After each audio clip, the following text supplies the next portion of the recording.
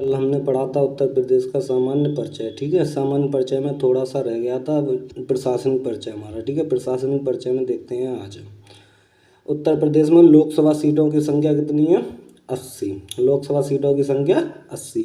ये कभी कभार पूछ लेता है, ठीक है, क्वेश्चन में।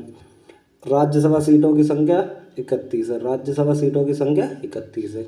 विधानसभा सीटों की संख्या कितनी है? 403। विधानसभा सीटों की संख्या कितनी है? 403। ठीक है। उत्तर प्रदेश का विधानमंडल, उत्तर प्रदेश का विधानमंडल द्विसदनात्मक है। ठीक है, द्विसदनात्मक मतलब एक विधान परिषद और एक विधानसभा है। एक विधान परिषद है और एक विधानसभा है। ठीक है, तो विधान परिषद का गठन कब हुआ था? 1937 में। ठीक है, और विधान सीटें कितनी है? 100 सीटें।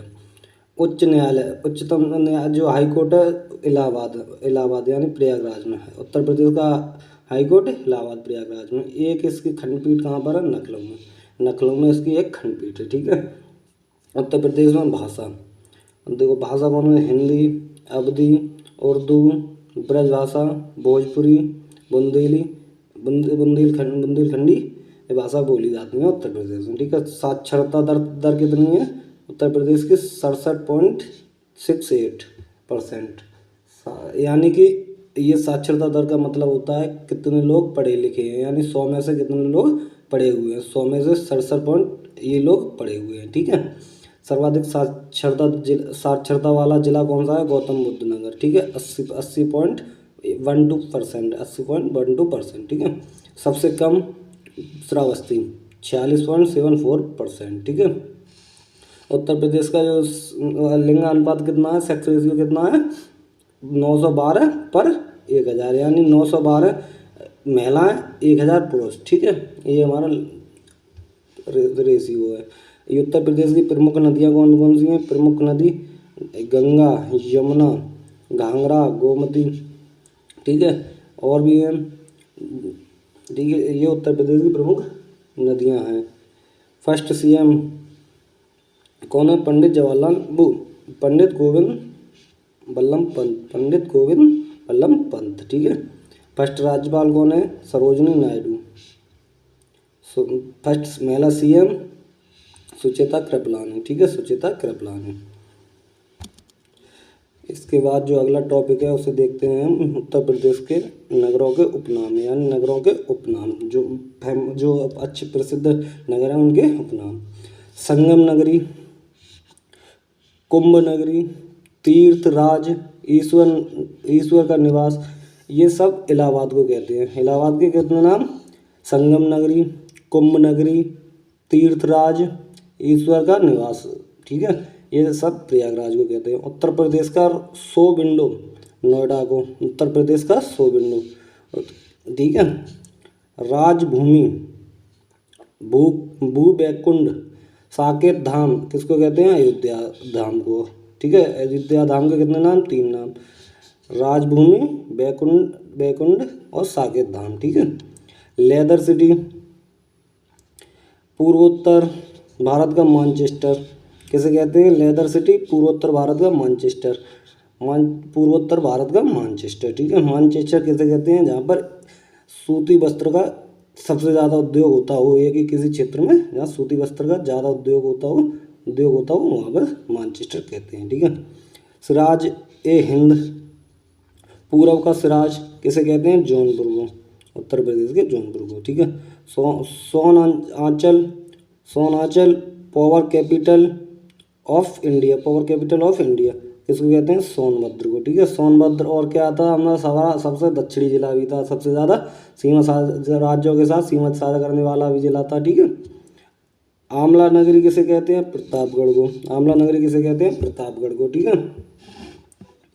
आमों का नगर मलियाबाद जो नखलऊ के पास ही है, मलिया। ठीक है, उसे कहते हैं।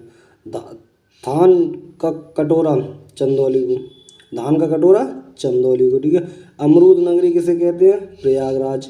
अमरूद नगरी प्रयागराज को कहते हैं। ठीक है, ये हो गए हमारे जो कि सामान्य परिचय था वहाँ तक। ठीक है, अब आगे जो टॉपिक है उसके पे बात करते हैं, भौगोलिक विभाजन। ठीक है, तो अगला जो टॉपिक है उस पर बात करते हैं हम भौतिक स्वरूप। ठीक है, उत्तर प्रदेश का भौतिक स्वरूप। ठीक है, तो सबसे पहली जो हेडिंग है भूगर्भिक संरचना, यानी कि उत्तर प्रदेश की भूगर्भिक संरचना। ठीक है, भूगर्भिक संरचना दृष्टि से उत्तर प्रदेश भारत के प्राचीनतम गोंडवाना लैंड का महाद्वीप का हिस्सा है, यानी किसका, गोंडवाना लैंड का।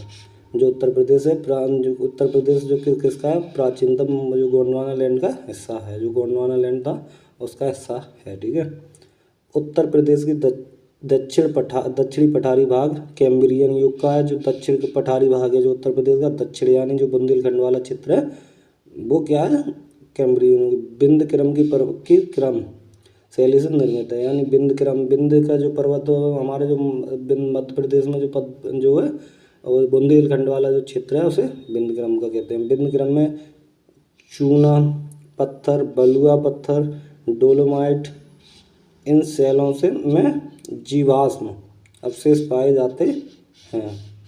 मतलब अवशेषों का अभाव रहता है, मतलब अवशेष बहुत कम पाए जाते हैं। ठीक है, अगली जो लाइन है, उत्तर प्रदेश में उत्तर में शिवालिक श्रेणी, यानी कि जो उत्तर में शिवालिक श्रेणी, यानी कि हम जो उत्तर प्रदेश है हमारा, उत्तर प्रदेश के जो उत्तर में, यानी जैसे उत्तर प्रदेश ये यहाँ उत्तर में क्या है, शिवालय की लंबी श्रेणी है। ठीक है, और दक्षिण में बिंद श्रेणी, यानी दक्षिण में जो मध्य प्रदेश में बिंद पर्वत है उसकी बात कर रहे हैं। ठीक है, कि मध्य गंगा का मैदान, हमारे जो उत्तर प्रदेश के बीचों बीच से गंगा निकल के जाती है, तो गंगा का जो मैदान है वो, ठीक है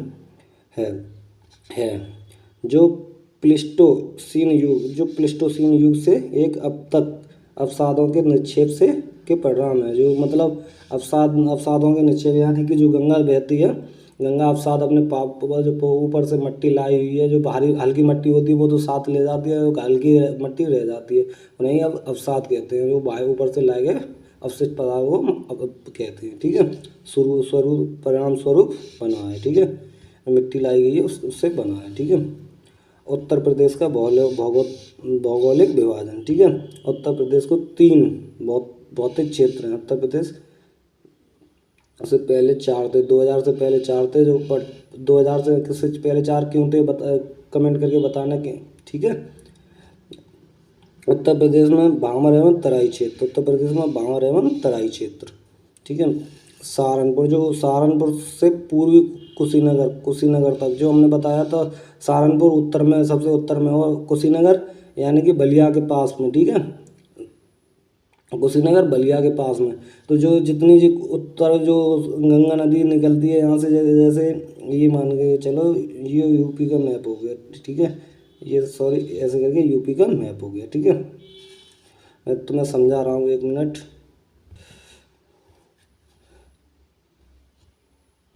तो ये यूपी का मैप हो गया। यहाँ हमारा जो सहारनपुर था, सहारनपुर से, यानी ये यहाँ से सहारनपुर था, यहाँ से जो उत्तर ऊपर की साइड है ये क्या है हमारा, ये भामर क्षेत्र है। ठीक है, यहाँ कुशीनगर जो ऊपर का, ये बीच में हो गया हमारा गंगा का मैदान। ठीक है, और ये हो गया हमारा नीचे बुंदेलखंड वाला रीजन। ठीक है, इस तरीके से। ठीक है, तो देखो क्या कह रहा है, तो समांतर सहारनपुर से कुशीनगर तक जो उत्तर का भामर एवं तराई क्षेत्र है ऊपर जो। ठीक है, यह शिवालिक के समांतर गिरिपाद प्रदेश में फैला हुआ है, यानी जो हम जैसे कि अब देखो मैंने अभी बताया था तुम्हें, जैसे ये शिवालय गया। ठीक है, ये ऊपर है कि शिवालिक निकल जाता है। तो यहाँ से जो अवसाद जो आएंगे, जो नदियाँ आती हैं यहाँ से मिलती हैं आके, अवसाद मतलब जो थोड़ा पथरीला होता है। ठीक है, पथरीला पत्थर वगैरह थोड़े मतलब कंकड़ वगैरह पाए जाते हैं। तो यहाँ से जो नदियाँ आएंगी ये शिवालिक श्रेणी गई। ठीक है, ये इस क्षेत्र की बात कर रहा है, ये किसकी, इस क्षेत्र की बात कर रहा है। ठीक है, ये कंकड़ पथरीले पत्थर होते हैं। ठीक है, नदियाँ यहाँ विलुप्त हो जाती हैं। अब जब कंकड़ पत्थर हैं, कंकड़ पत्थरों में तुमने देखा होगा पानी वैसे भी अंदर चला जाता है। ठीक है, कम उपजाऊ होगा। ठीक है, ये कम उपजाऊ होता है। तराई क्षेत्र भामर से ज़्यादा उपजाऊ होता है, उपजाऊ भूमि है। ठीक है, कृषि योग्य होती है, यानी तराई जो अब जो जिस तरीके से देखो ये इसमें ये हमने बांटा था। यहाँ पर अब जो ऊपर का है जो पथरीला होगा वो तो हो गया हमारा क्या, भामर। जो पथरीला उससे नीचे का तराई हो जाएगा, क्योंकि पत्थर ऊपर होंगे, उससे नीचे की तरफ आएंगे तो पत्थर कम होते जाएंगे ना। ठीक है, तो कम होते जाएंगे तो नीचे की तरफ आते आते क्या हो जाएगा हमारा, पथरीले कम हो, मतलब मट्टी ज़्यादा मिलेगी, पत्थर कम मिलेंगे, तो इसे हम तराई क्षेत्र बोलते हैं। ये अब जब तराई क्षेत्र है तो ज़्यादा उपजाऊ होगा, ठीक है, ये ज़्यादा उपजाऊ होगा और ये वाला कम उपजाऊ होगा, यानी जो यूपी जो ऊपर का है ये कम उपजाऊ होगा क्योंकि यहाँ पत्थर ज़्यादा पाए जाते हैं। तो यहाँ नदियाँ विलुप्त हो जाती हैं, नदियाँ यहाँ से फिर निकल आएंगी क्योंकि तराई क्षेत्र में फिर से नदियाँ निकल आती हैं। ये भूमि ज़्यादा उपजाऊ होती है, क्यों उपजाऊ होती है, क्योंकि यहाँ तराई क्षेत्र है, गंगा का मैदान भी पास में, ठीक है। अब इसके बाद देखते हैं, देखो गन्ना, धान, जूट, खेती होती है, रेंगने वाले जीव पाए जाते हैं, यहाँ पर रेंगने वाले जीव पाए जाते हैं, नदियाँ फिर से दिखने लगती हैं, ठीक है। अब आता है मैदान क्षेत्र, ठीक है, मैदान क्षेत्र दूसरा क्या है हमारा, मैदान क्षेत्र, ठीक है। मैदान क्षेत्र, गंगा का मैदान, गंगा का, इसे गंगा यमुना का दोआब कहते हैं, ठीक है। देखो जिस तरीके से देखो यहाँ से गंगा हमारे यहाँ प्रवेश करती है, ये गंगा निकल गई, ठीक है, ये गंगा नदी निकल गई, यहाँ से ही यमुना नदी इस तरीके से यहाँ से निकलती है, यहाँ इलाहाबाद में जाके मिलती है इससे, ठीक है, यहाँ इलाहाबाद में जाके मिलती है, यहाँ से गंगा नदी ये प्रवेश। तो ये दो नदियों के बीच का जो क्षेत्र होता है उसे दोआब कहते हैं, इसे क्या कहेंगे, गंगा यमुना दोआब, दो नदियों के बीच के क्षेत्र को हम दोआब कहते हैं, ठीक है। ये क्या हो जाता है, दोआब नदी या दोआब, ठीक है। गंगा का मैदान, अब गंगा का मैदान क्या क्या होगा, ये गंगा का मैदान हो जाएगा, क्यों, ठीक है। यहाँ जैसे गंगा अवसाद लाती है, लाके जो हल्के होते हैं वो तो साथ ले जाते हैं, ले जाके आगे की तरफ निकल जाती हैं, ठीक है, लेकिन जो हल्के होते हैं वो यहीं रह जाते हैं, ठीक है। गंगा यमुना का दोआब कहते हैं। गंगा यमुना और उनकी सहायक नदियों द्वारा बहाकर लाए गए कांप, कीचड़ एवं बालू, ठीक है, यहाँ मिल जाते हैं, ठीक है। इस मैदान को दो भागों में बांटा जाता है, इस मैदान को दो भागों में बांटा जाता है, कितने, दो भागों में। दो भाग कौन कौन से, वो खादर, ठीक है, और बांगर। खादर बांगर देखो समझते हैं क्या होते हैं हम, जैसे देखो अब ये जो गंगा आ रही है, मैं मैप से अलग बता रहा हूँ तुम्हें, ये गंगा आ रही है, ठीक है। अब यहाँ पर हर साल कुछ ना, मतलब हर साल थोड़ी बहुत क्षेत्र में यहाँ पर मान के चलो इतने क्षेत्र में बाढ़ आएगी, ठीक है, कितनी आएगी, इतने क्षेत्र में बाढ़ वगैरह पानी बढ़ेगा, हर साल बढ़ेगा, ठीक है। और कुछ मतलब 4-6 साल में यहाँ तक भी कभी कभार एक आध बार यहाँ तक भी आएगी, ठीक है, यहाँ तक भी आएगी, ठीक है। तो इसमें बताओ कौन सी ज़्यादा उपजाऊ होगी, ये या ये, ठीक है। तो देखो ज़्यादा उपजाऊ ये वाली होगी, कम उपजाऊ ये होगी, क्योंकि तराई जिसमें ज़्यादा अच्छी होगी गंगा, ठीक है। तो इसे बोलते हैं बांगर, इसे बोलते हैं बांगर, और इसे बोलते हैं खादर, ठीक है, खादर, ठीक है। इसे बोलते हैं जो पास वाले गंगा के जो पास वाला मैदान होता है उसे कहते हैं खादर, और जो दूर वाला होता है उसे बांगर बोलते हैं, ठीक है। और ये क्यों उपजाऊ ज़्यादा होता है कि हर बार यहाँ नवीन मिट्टी आती है, नवीन अवसाद आते हैं, क्योंकि गंगा बहा के लाती है ऊपर से, नए अवसाद आते हैं यहाँ पर 5-6 साल, जब भी मतलब एक बार कई बहुत टाइम के बाद, तब यहाँ मिट्टी का द्वारा वो होता है, मिट्टी का द्वारा से परिवर्तन होता है, ठीक है। इसलिए इसे ये बांगर, ये खादर, ठीक है। तो इसके बारे में भी बात करते हैं, क्या होती है, बाढ़ हर साल आती है, खादर क्षेत्र में बाढ़ हर साल आएगी। नवीनीकरण मृदा होता है, ठीक है, नई जलोढ़ मिट्टी, यानी जो मिट्टी होती है नई जलोढ़ मिट्टी का निर्माण होता है, सबसे ज़्यादा उपजाऊ क्षेत्र होता है ये, ठीक है। अब इसमें इसके विपरीत होगा, बाढ़ नहीं आती है, मतलब ना के बराबर, नवीनीकरण नहीं होता है, पुरानी जलोढ़ मिट्टी पाई जाती है, ऊंचाई ज़्यादा होती है, कम उपजाऊ होता है, ठीक है। जब ऊंचाई ज़्यादा होगी तो बाढ़ कम जाएगी वहाँ पर, ठीक है। अब तीसरा जो विभाजन है उसके बारे में बात करते हैं, दक्षिण में पठारी क्षेत्र, ये ठीक दक्षिण में है, ठीक है। बुंदेलखंड का पठारी भी कहते हैं इसे, बुंदेलखंड का पठारी भी कहते हैं। बुंदेलखंड में कौन कौन से ज़िले आते हैं, एक बार मैप में देख के हमें बताना, ठीक है, कमेंट करके बताना, ठीक है। ये प्रायद्वीपीय भारत का उत्तरी विस्तार है, यानी प्रायद्वीपीय भारत इस तरीके से है, ये भारत का नक्शा है, यानी कि जो प्रायद्वीप है भारत का वो इस तरीके से है, ठीक है। प्रायद्वीप, तो प्रायद्वीप का जो उत्तरी भाग है ये क्या है, ये वाला, ये भाग उत्तरी विस्तार है, यानी कि जो प्रायद्वीपीय भारत, प्रायद्वीप किसे बोलते हैं, जो तीन ओर से पानी से घिरा हुआ, ज़्यादा चौड़ा और जो तीनों ओर से पानी से घिरा हुआ है, ठीक है। अगर कम होगा तो उसे अंतरीप बोल देते हैं, कम होगा तो उसे अंतरीप बोल देते हैं, ठीक है। तो प्रायद्वीपीय इसका उत्तर ये हो गया, दक्षिण ये हो गया, तो उत्तर, ठीक है। प्रायद्वीपीय भारत का उत्तरी विस्तार है, ठीक है। सामान्य ऊंचाई इसकी 300 मीटर है, ठीक है, सामान्य ऊंचाई। मिर्ज़ापुर और सोनभद्र के कुछ स्थानों पर कैमूर और सोनाकर की पहाड़ियों की लगभग 600 मीटर ऊंची, मतलब औसतन इसकी ऊंचाई जो है वो 300 मीटर है, ठीक है। लेकिन जो सोनभद्र और मिर्ज़ापुर में दो पहाड़ियाँ हैं, कैमूर और सोनाकर की पहाड़ियों की जो लगभग ऊंचाई 600 मीटर ऊंची हैं। इस क्षेत्र में इस क्षेत्र की नदियाँ, जो प्रमुख नदियाँ हैं इस क्षेत्र की, कैन, बेतवा, चंबल, सोन एवं टोन, ठीक है। कैन, बेतवा, चंबल, सोन एंड टोन। कैन, बेतवा, चंबल ये किसकी सहायक नदी है? यमुना की। इससे ये भी पूछ लेते हैं कभी को क्वेश्चन में, ठीक है।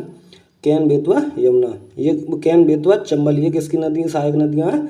ये यमुना की, ठीक है। जैसे कि यमुना हमने बताई थी, गंगा ये जा रही है यहाँ से, यमुना इसमें मिलती है, तो ये इस साइड से इस तरीके से इसमें मिल जाती हैं, ठीक है, नदी। जबकि सोन, टोन्स गंगा की सहायक नदी है, यानी कि जो इलाहाबाद के बाद क्षेत्र यहाँ ये मिल गई, यहाँ के बाद यहाँ से मिलती हैं ये सोन, टोन्स गंगा की सहायक नदियाँ हैं, ठीक है।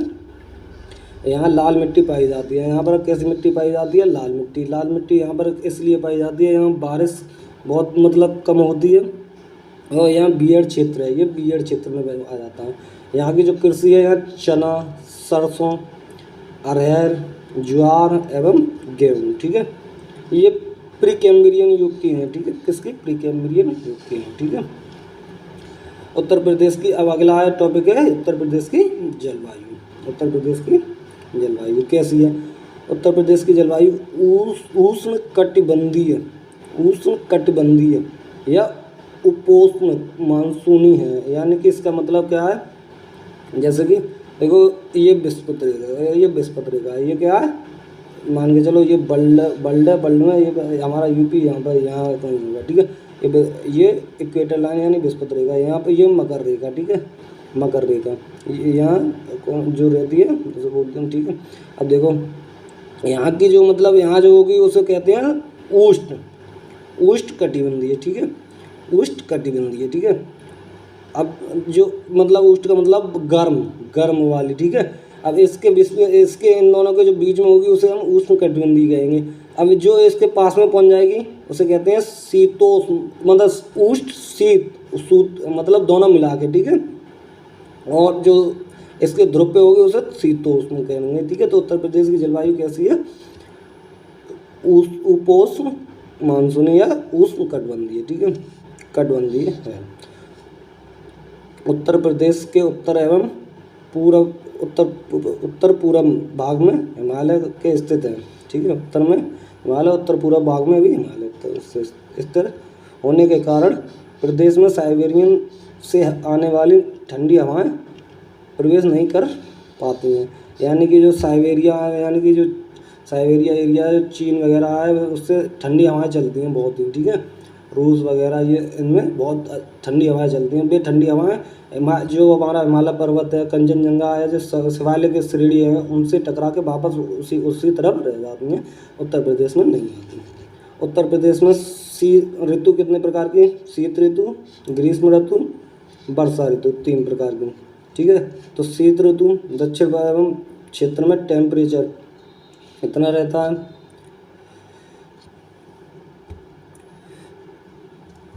देखो शीत ऋतु में दक्षिणी पहाड़ी एवं पठारी क्षेत्र का टेम्परेचर 28 से 13, ठीक है, डिग्री रहता है शीत ऋतु में, ठीक है।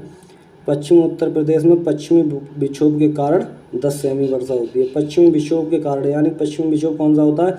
जो भूमध्य सागर से जो उठती है लहरें, जो वर्षा उठती है, उसको हम पश्चिमी विक्षोभ कहते हैं, ठीक है। तो पश्चिमी विक्षोभ के कारण कितनी वर्षा होती है? 10 सेमी, ठीक है, 10 सेमी वर्षा होती है। इसे मावट कहते हैं, पश्चिमी उत्तर प्रदेश में होती है, ठीक है। ये रबी की फसल के लिए अच्छी मानी जाती है, ये रबी की फसल के लिए अच्छी होती है, ठीक है।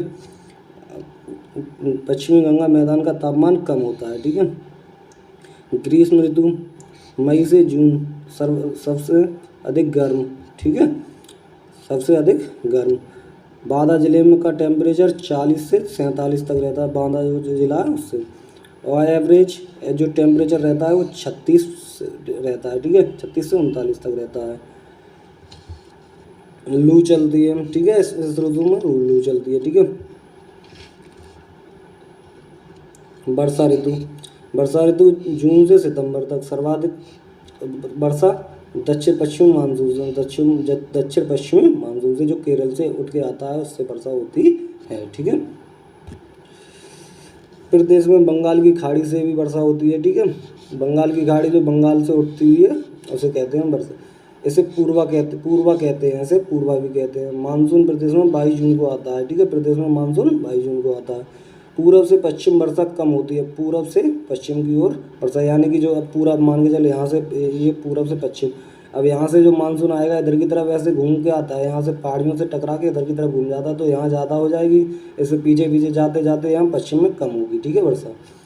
बुंदेलखंड भाग में वर्षा बहुत, मतलब बुंदेलखंड में बहुत कम होती है वर्षा, क्योंकि पहाड़ वो उधर की तरफ नहीं जाता मानसून, इधर इस तरफ ये गंगा की जो गंगा मैदान में इसमें इस तरफ चले जाता है। सबसे ज़्यादा वर्षा गोरखपुर में होती है, ठीक है, 84.7 सेंटीमीटर। सबसे कम वर्षा मथुरा में होती है, ठीक है, सबसे कम वर्षा मथुरा में होती है।